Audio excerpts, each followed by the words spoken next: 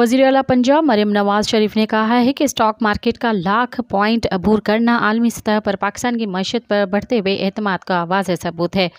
तफसीलात के मुताबिक वज़ीर आला मरियम नवाज शरीफ ने अपने हालिया पैगाम में पाकिस्तान स्टॉक मार्केट के 1 लाख पॉइंट्स की तारीखी हद अबूर करने पर तशक्कुर का इजहार करते हुए कहा कि पाकिस्तान स्टॉक एक्सचेंज दुनिया की बेस्ट परफॉर्मिंग एक्टिविटी मार्केट का दर्जा हासिल कर चुकी है। अल्हम्दुलिल्लाह पाकिस्तान स्टॉक मार्केट में आज नई तारीख रकम हुई।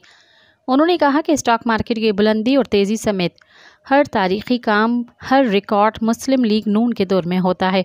वज़ीर आज़म शहबाज शरीफ और उनकी मुआशी टीम को खराज तहसीन पेश करती हूँ। मज़ीद ख़बरनि ऐं तफ़सीलात लाइ विज़िट कयो असांजी वेबसाइट www.awamiNewsHD.com ऐं ॾिसंदा रहो अवामी न्यूज़ HD।